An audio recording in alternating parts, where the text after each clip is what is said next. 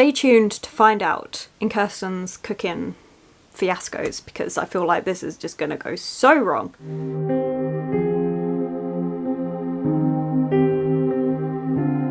Hello my loves, and thank you for joining me. It's Kirsten and we are at the start of another weekly vlog, bright and early on a Sunday morning, which, you know what, I'd rather have a lay-in, but I am on earlies this week, so gotta start getting ready for it.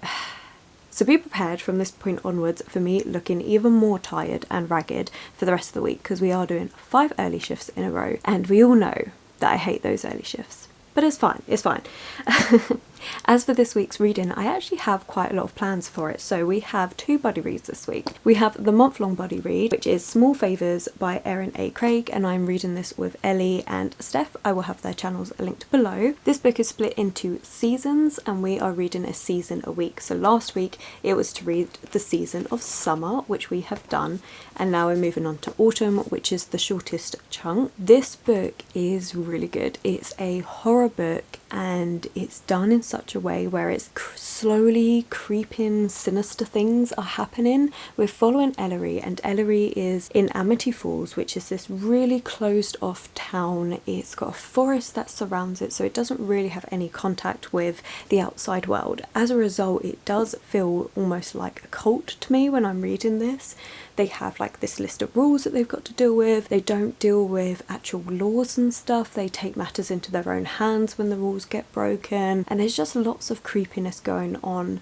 Alongside that, there are now monsters in these forests, and at the end of summer something really quite tragic had happened, and I'm really intrigued to get back to our characters and see what is going on. Yeah, there's been a lot that's going on in this, and I really like it, and there is also, I think, a bit of a love interest in this, which I'm actually really liking. But yeah, it's one of these things where you have beautiful depictions of summer, but at the same time, complete and utter sinister horrorness to it, done in such a way that it's so subtle and yet it's still creepy as hell. I'm really enjoying it. Really enjoying it. I'm actually looking forward to it. I think today we're going to be discussing the first chunk of this book, seeing what everyone thought about it. But yeah, I think it's really good, really intrigued to see what's been going on. Yeah, looking forward to it. I've only got a little chunk to read this week. Yeah, it's only that much. A lot shorter, but that actually works out well, because this week I'm also starting another buddy read, and that is The Family Upstairs by Lisa Jewell, and this is the book that you guys chose for the month. You had an adult thriller and also a young adult thriller to choose from for me to read, and this one won by a landslide, and I'm actually buddy reading this with Christina. Again, I'll have her channel linked below. This is great. We just finished a buddy read. Well, I say just finished, it was like maybe 2 weeks ago, where we finished the buddy read of The Bullet That Missed, and I absolutely loved it.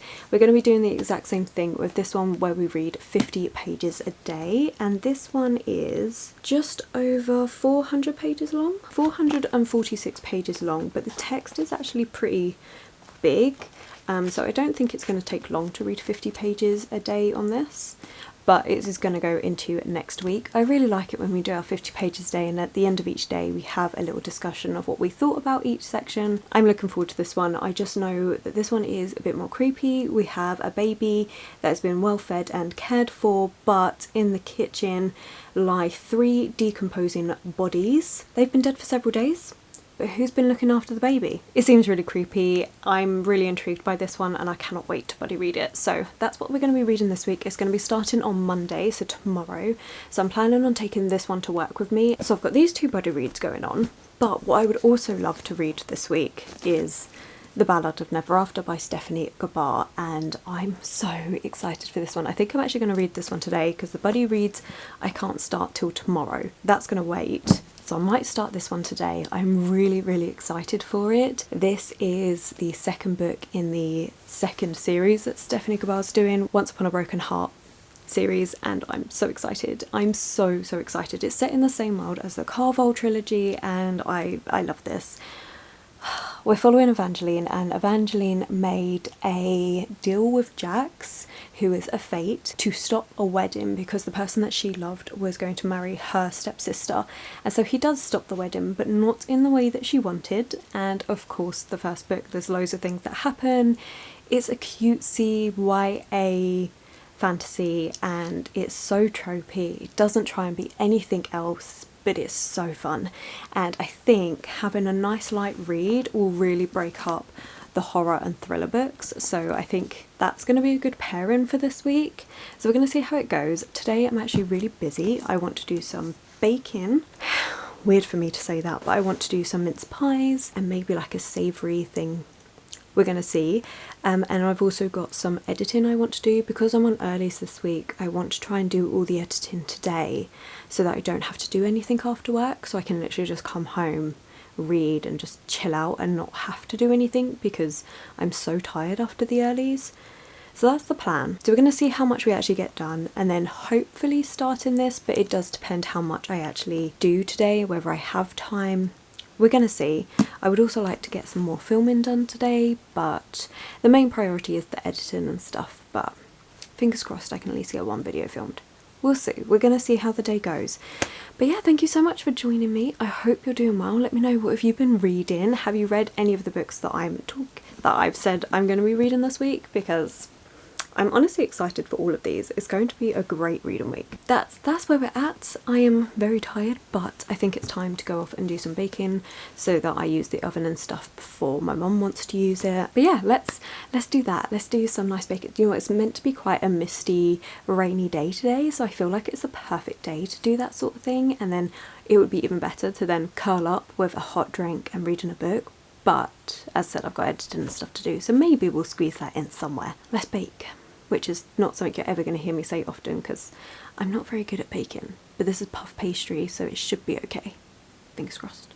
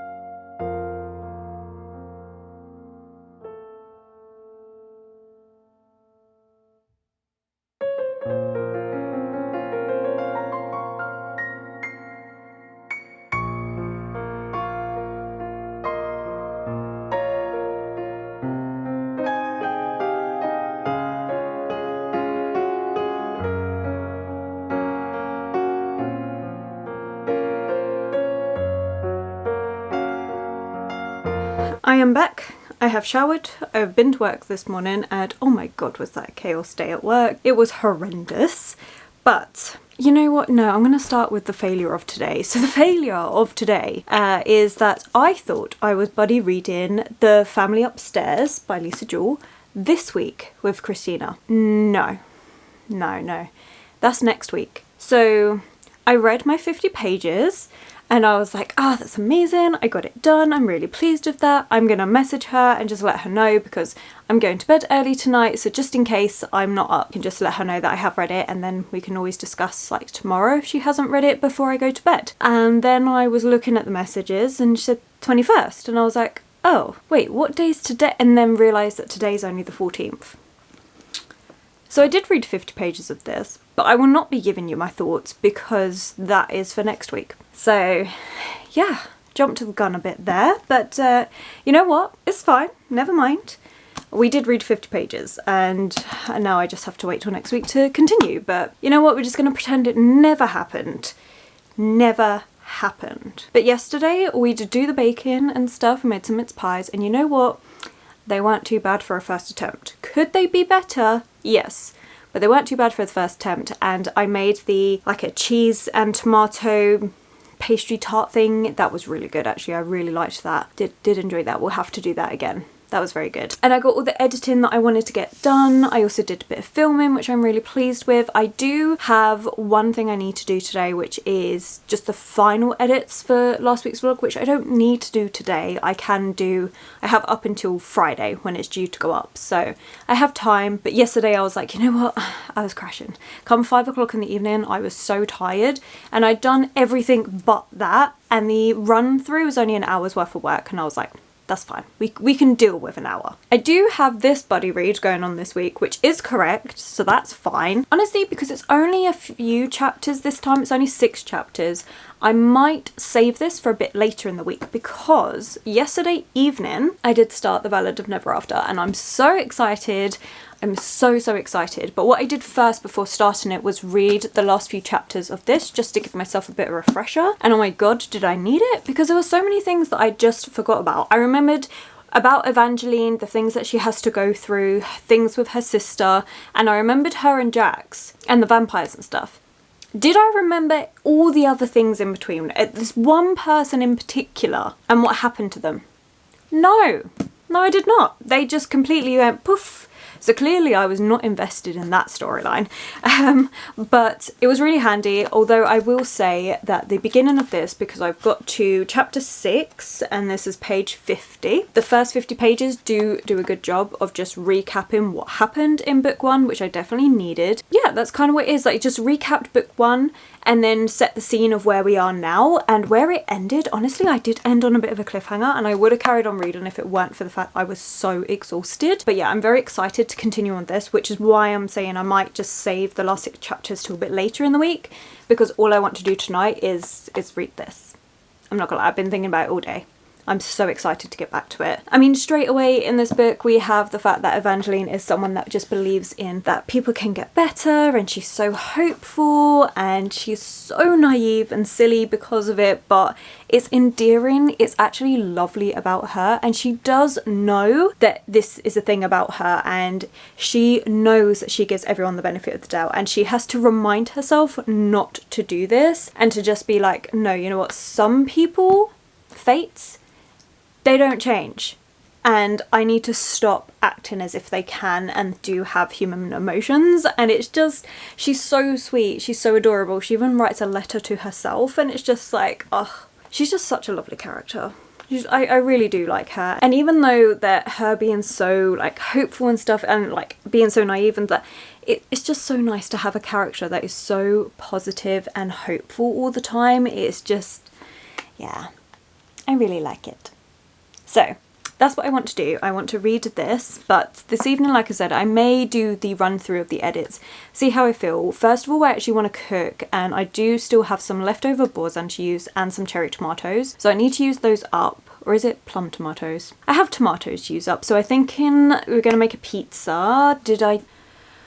I didn't take the pizza bases out the freezer. What time is it? It's 4 o'clock now. If I take it out and leave it on the side, that should be defrosted enough to cook with it in an hour. And it only takes about 10 minutes in the oven. That should work. Okay, we're gonna hope it works, and if it doesn't, then I guess I'll be having something from the freezer just to chuck in. So in a moment, you're either gonna see me making pizza, if that works, or I guess you won't see me cooking, because I already had pasta yesterday and I don't want it again. So yeah.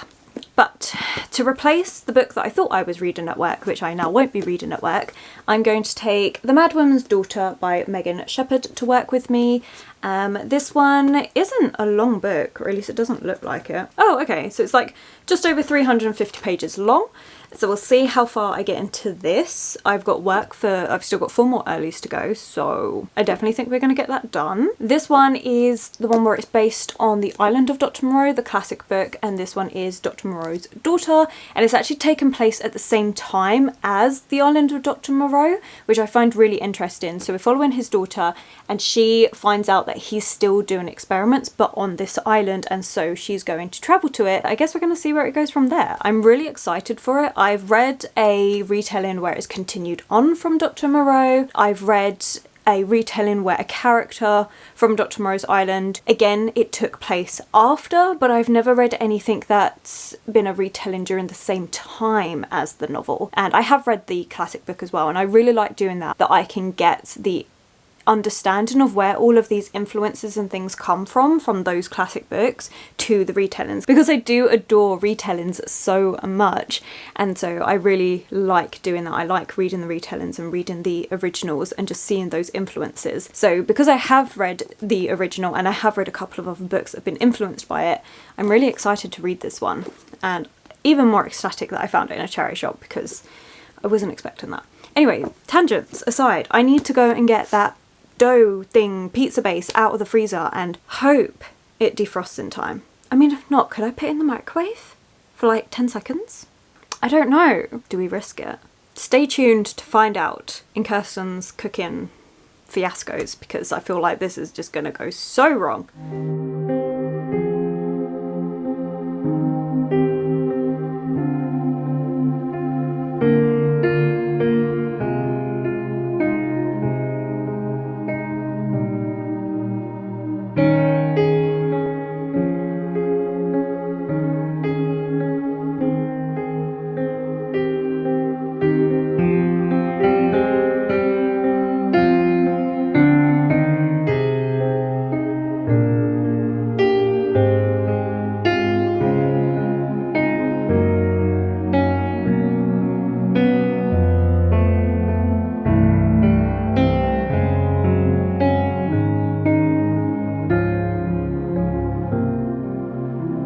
Honestly, I'm having the weirdest day. My pizza thing worked and that was actually rather yummy. But then I realised that I had edited the wrong video yesterday. I mean, it's a video I need, but I was meant to edit my book haul video, which will be out before this one. And I did the complete wrong one. I did my December TBR instead. So now we have to try and fit in editing that as well this week. But the reason why I'm actually quickly jumping in already this evening is because I forgot about something I wanted to say in this book. It's called A Ballad of Never After. Yeah, a ballad. And there is a point in this book where Evangeline is talking about a ballad and how ballads always have unhappy endings. Unhappy endings. And this is a ballad of Never After. Is this Stephanie's way of foreshadowing the fact that this is going to have an unhappy ending? Because if that's the case, then no, we're not happy with that at all. Like, I love Evangeline, I love Jax, I want them to live happily ever after together, which, okay, I know probably won't happen, but that's what I hope. Yet with that piece of foreshadowing, if it is foreshadowing, it's not likely, is it? So I'm going to carry on with this. The reason why I remembered it is because she was then talking again about ballads. So I'm actually on chapter 9 now, and the last couple of chapters I've really enjoyed. Where I left it in that cliffhanger, things that are happening because of it all. Like, I'm really enjoying that. Like, I really am. But yeah, they were then talking about ballads again, and I'm like, wait a minute. And it reminded me of that quote, and I was like, no, please, no, I don't want an unhappy ending in this book. I want a happy ending. Are we going to get it though? I guess we're going to find out, obviously, but I mean, not tonight because that's a big chunk of the book, but I am planning on spending the next like hour and a bit reading and then probably heading to bed. So yeah, fun. The realisation that I edited the wrong thing and the remembrance of the foreshadowing, which, to be honest, I probably deliberately forgot because I don't have to deal with the fact that this could end badly. So yeah, okay, well, good night. See you tomorrow afternoon when I'm very tired after work, most likely. Good afternoon. I am back from work. You know what? From 7 o'clock this morning, so I'd been at work half hour at this point, it non-stopped rained. Non-stopped until 1:30. And now I'm home and it's glorious sunshine outside. I just think that's unfair. Ridiculously unfair. Anyway, as we know, yesterday from my update, I was reading The Ballad of Never After last night, and apart from my little prayers, hopes, dreams, that this book is going to have a happy ending, considering all the foreshadowing says otherwise, I did get up to chapter 18, page 140, and I'm so excited. I'm enjoying this so much. We now have Evangeline going on this kind of quest with Jax, and they've got to try and find these stones. And yeah, it's very interesting because alongside all of that, you've got someone out to try and kill Evangeline. They are using this old ballad as inspiration. There was a curse that was put on this archer, and they're using that curse to then make somebody else try and hunt Evangeline and make it so that she dies. So that she can't complete this quest, and it's just a whole thing. Vampires are back in this one as well, which I'm really enjoying, and yeah, this is really good. I'm really enjoying it. As long as I ignore the fact that there is so much foreshadowing, this is going to have an unhappy ending. So if you ignore that, this is great. And then, as we know, I had to take a different book to work because I took the wrong book to work yesterday. So today I took The Madman's Daughter by Megan Shepherd, and I've got to chapter 12, page 92, and I'm really enjoying this. This is definitely a darker book. I would say it kind of borders on horror. It's actually not borders on it. It's a light horror. I don't read much horror, so I'm always hesitant to say when a book is a horror book because I don't read much of it. But it's definitely a darker book. We are following Juliet Moreau. Juliet is the daughter of Dr. Moreau, the person that was banished for all of his experiments on animals because of how despicable they were. And so he's been banished from England. As a result, Juliet Moreau has fallen into poverty. Once you're seen as disgraced in society, they just leave you out. They don't want anything to do with you. And so you're seeing her having to deal with the fact that she is working. She's barely one step away from living on the streets. The fact that where she works, she has this old man that is constantly wanting her, especially because she's disgraced now. So it kind of feels like, oh, well, I can have you if I want you sort of thing. And she's constantly having to battle all of that. She then stumbles into a vivisection, and honestly, this is why I say it's darker, because of all the things that Juliet's having to deal with, the horrible things that this guy wants to do to her, and also the vivisection. It was so gruesome, and it honestly, it made me so uncomfortable. But that also makes me happy because reading The Island of Dr. Moreau, the original classic, that made me uncomfortable. I don't think if you can read that book and be completely fine with it, then that's worrying to me. There are things that happen in that book that are so uncomfortable, and I think this book is doing a really good job of continuing on with that. And also Megan Shepherd did her research really, really well. You've got characters from Dr. Moreau's Island that are a big part of this, and all the crossovers and links and everything to it is so good. Like, it's so spot on in my opinion. So Juliet ends up finding out that her father is still alive, and in good timing because she also loses her job and she has a choice. Does she either become a prostitute or does she go to find her father? And so she does this.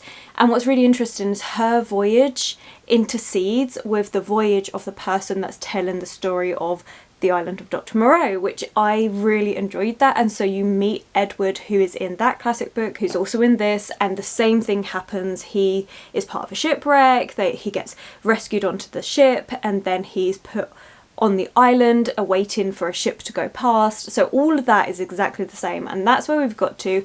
Juliet's just arrived at the island. She's just met her father again for the first time in years. She thought he was dead because of the fact that he never wrote, he never left any money or anything. Like, he just disappeared and left her to fend for herself. It's really, really good. It's also really easy to read. Like, it's really fast paced, and it works. It works really, really well. So I'm really pleased I'm bringing this one to work. Honestly, I could have read more, but I was getting quite tired, and I still am tired, but I decided, you know what, I'm probably not going to take any more in, and I'm at a really good point. I'm really happy with it. It's dark and it's disturbing, and that makes me so happy because that's the exact vibes I got from The Island of Dr. Moreau. And so I feel like this is a really good retelling. With retellings, they're hit or miss. Sometimes you get them and the author's done something completely different to them, which, you know what, is still good. Sometimes the retellings don't work at all. And then sometimes you'll get retellings that just capture what that classic book was trying to convey in terms of not just the storyline, but the feeling, the atmosphere that was generated in that classic book. And in my opinion, Megan Shepherd's doing an amazing job of that sort of a retelling where she's captured that essence, and I love that so much. As you can tell, I'm really enjoying this book. It's really, really good. That is where we're up to with reading. As for this evening, I still cannot believe I made that mistake. How did I do that? So now I've got to try and edit that video. We're going to see how much I get done today, and then work again tomorrow. So, exciting times. Honestly, very exciting times because I cannot wait to get back to the Ballad of Never After. I'm actually, with regards to the buddy read, Steph's already read her section for autumn and I have not started. I don't know if Ellie's started yet either, but we have so many theories and I'm so excited to see where it's going. It's gonna be great, but you know what, I've been chatting for long enough. I'm going to talk about this when I actually pick it up. I was contemplating picking it up tonight because of the fact that Steph's read autumn already, but I really want to read the ballad, so I'm going to stick with that book and then pick up this Thursday, because I think by Wednesday evening I'll have that finished and then I'll read this Thursday. That's what we're going to do. I also was really hoping to be able to play loads of my Bratz game this week because I was like, yes, I've got everything edited and done. I've got all the evenings just to relax. I'm going to journal, I'm going to play Bratz, I'm going to read after work, like all the chill things because I know how tired I get from the earlies. No.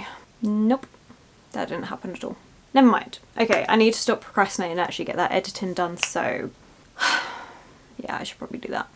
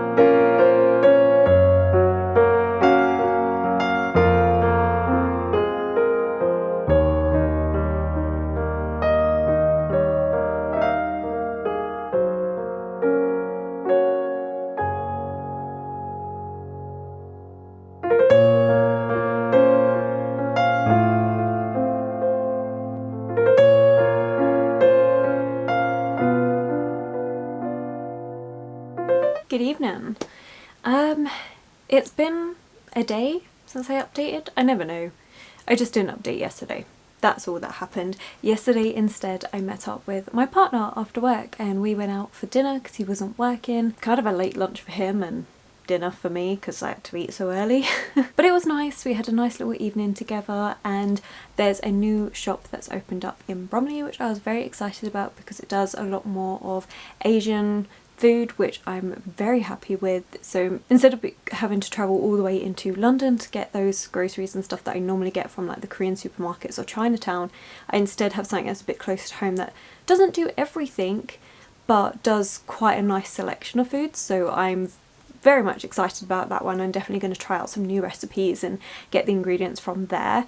So that was really good, really pleased with that. And then today was work, had some not great news, which I think I still need to process a lot of the stuff. So right now I'm not going to go into it, but yeah, if the mood seems a bit down, there is a reason why. I'm fine, it's just, yeah. But reading wise, at work over the last couple of days I have read a decent chunk of The Madman's Daughter. I am now up to page 192. Oh my gosh, if you can hear running around, we have my nephew over.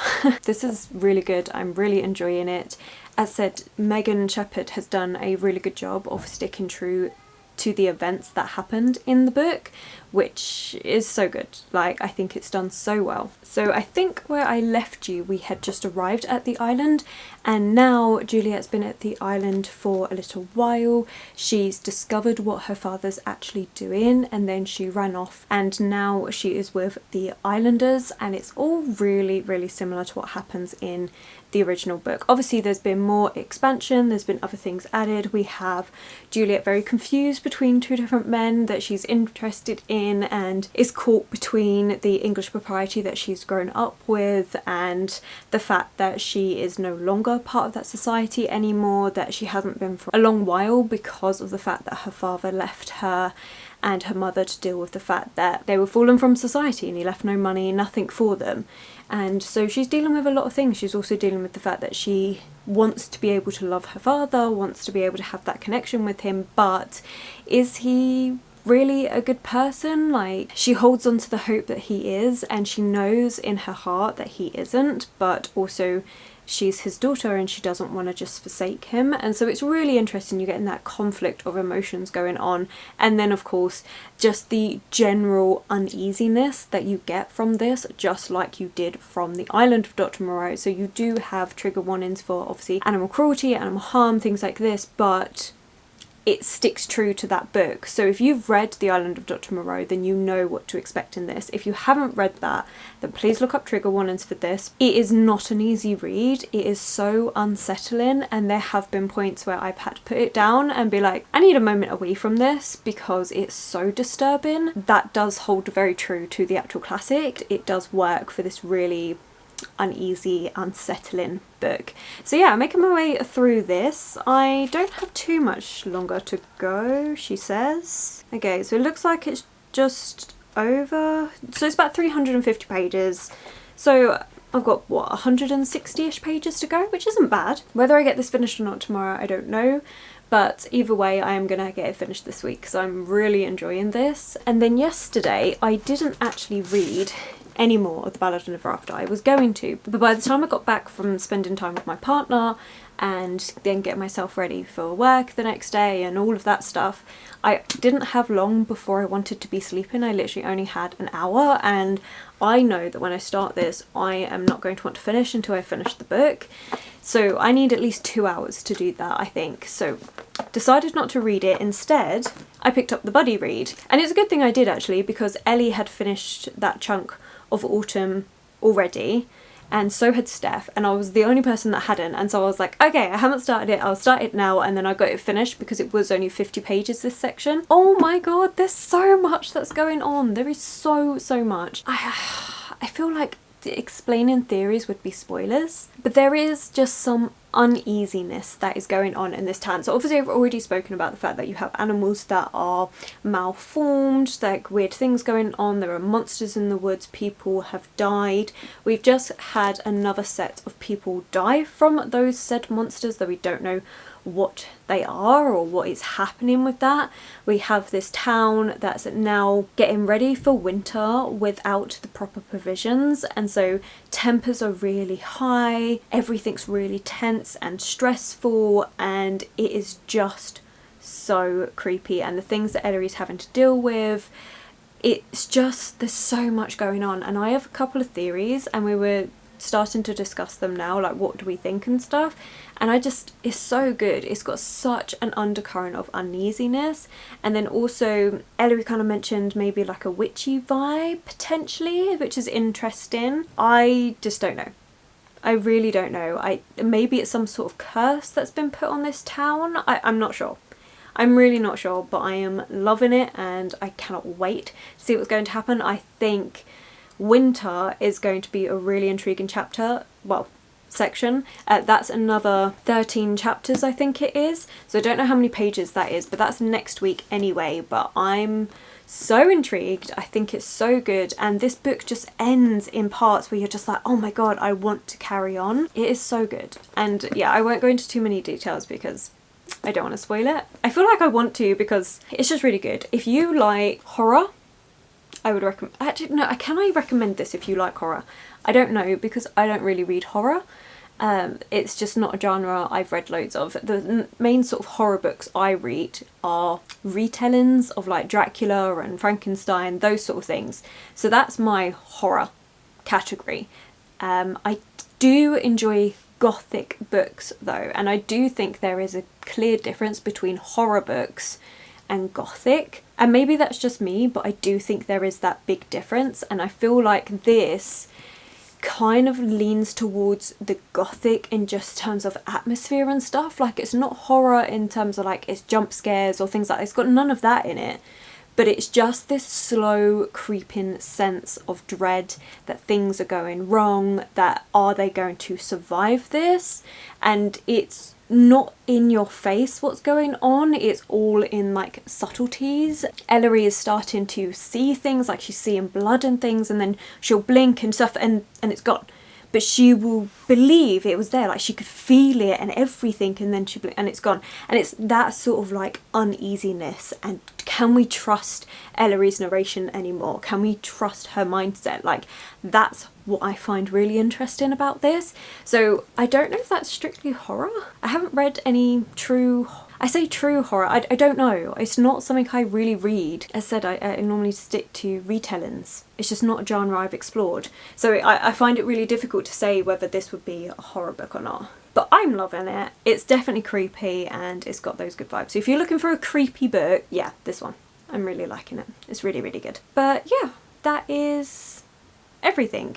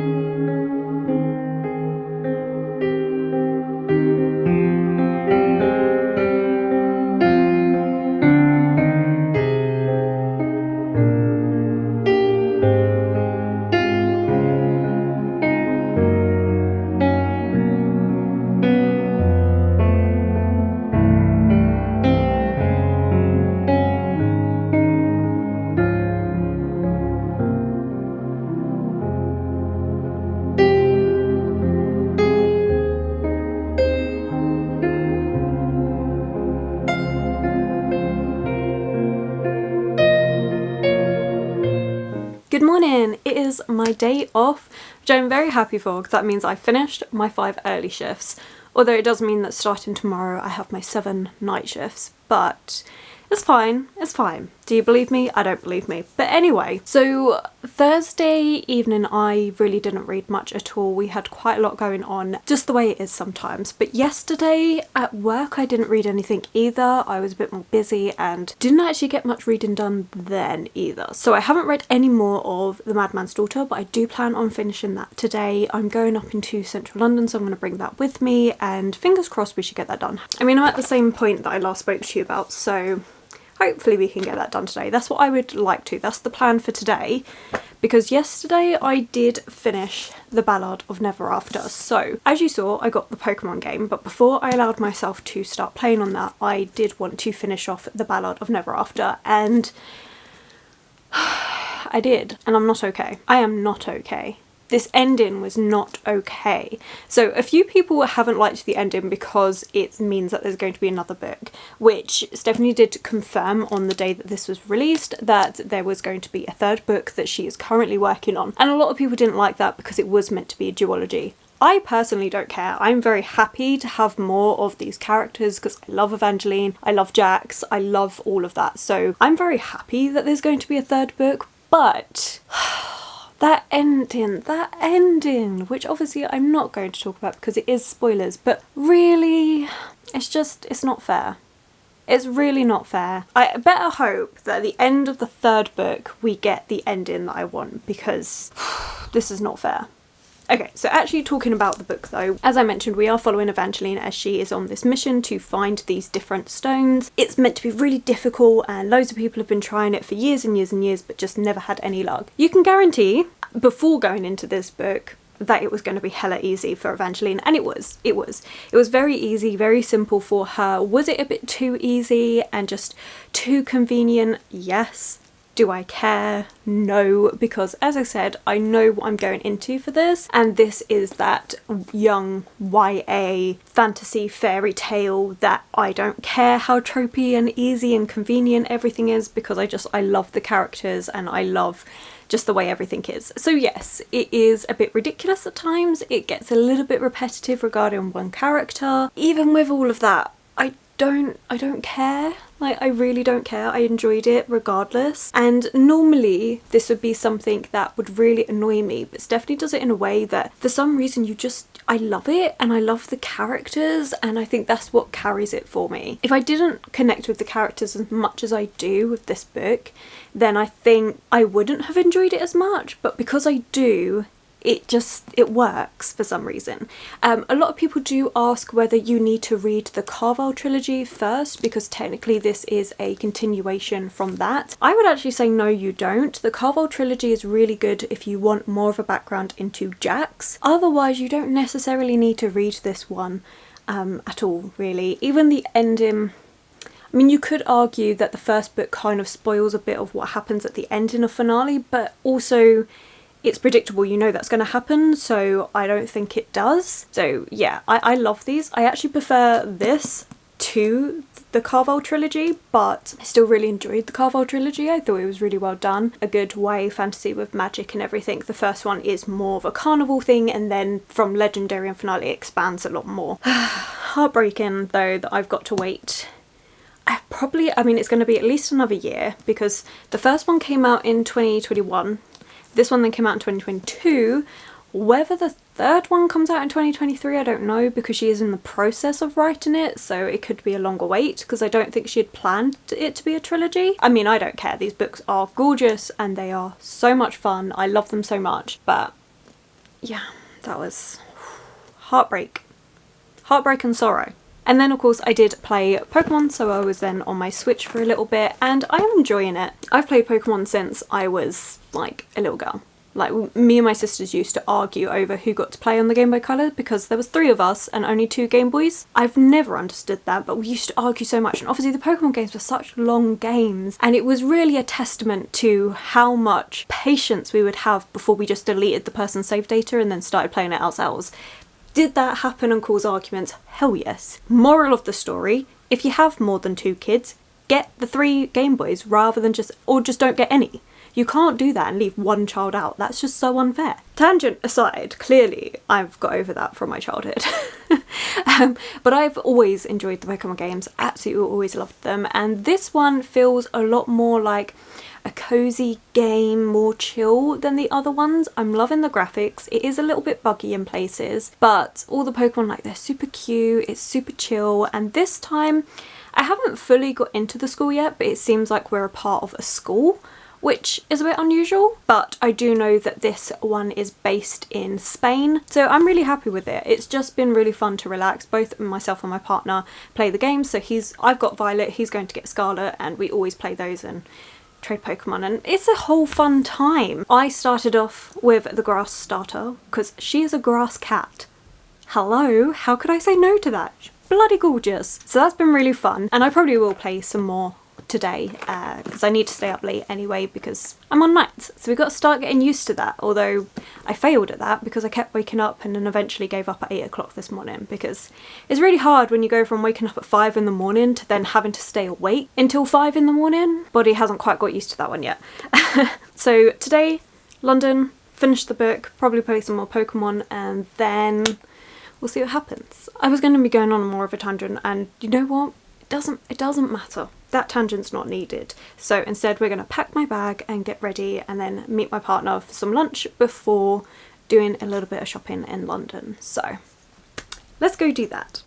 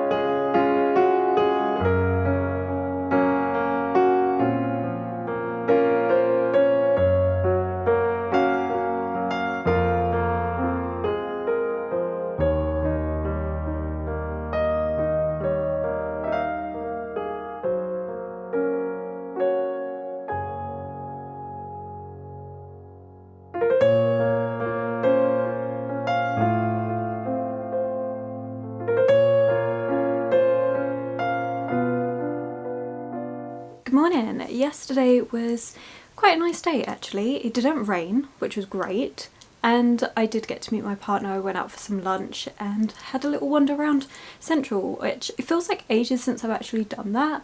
I think because since I come back from Rome, I haven't actually been up there, and I normally do like to go there like once a week or something if I get the time. It's just nice. I like it up there. But I did get The Madman's Daughter finished and I'm very pleased with it. The way this wraps up, you can definitely read it as just a standalone. However, this is actually the start of a trilogy and I have every intention of continuing on with the series. I really enjoyed it. I do believe the next book has influences from Dr. Jekyll and Mr. Hyde, and if you know anything about me, we know that I love books that are based on the classic horror stories. Like, I love them so much, and this did not disappoint. This did get a little bit, I want to say, outlandish compared to the original Island of Dr. Moreau, but it worked and I really liked it because it still went in line with the themes of that classic book. So yeah, I really liked this one. As we know, I found it disturbing, I found it dark, and that worked so well for exactly what the Island of Dr. Moreau is. It's, yeah, very good. Really enjoyed this one, and the way it all ends, like, so good. Like, sad, heartbreak, but also fantastic. So yeah, worked brilliantly, absolutely loved it. Would highly recommend if you like retellings of the classics, or if you're interested in just a darker gothic read. But remember those trigger warnings, you do have animal cruelty in here and a lot of other things, so please look into that if you are a bit sensitive of those things. There are some points in here where, as I said earlier in the week, I had to put this book down and be like, we're going to come back to you in a moment because that was a lot. But yeah, so good. And this week has been a great week because of the fact that I've been able to read 2 books and I've enjoyed both of them so much. Like, I think they're so good. And having 2 very contrasting ones, so having something that was so lovely and just like a warm hug and hopeful and silly, and then juxtaposing that with something that was really quite dark and disturbing, worked fantastically well. And obviously reading the little chunk that I needed to of Small Favours for the buddy read, which I will obviously be continuing on with in next week's vlog. This has been good. I've enjoyed it. It's been a bit of an up and down week, but the reading wise, spot on. Absolutely loved it. We will leave it there for now. So thank you so much for watching. I think if you've made it this far, then let's put a black heart emoji. There is a heart on the front of Madman's Daughter, but it's definitely a dark book, so black heart emoji. And yeah, thank you so much for watching. As usual, if you have enjoyed it, please do give it that thumbs up, subscribe and comment. Those 3 things are so important for helping to support the channel. And social media links will be linked below, and I will of course catch you in the next one.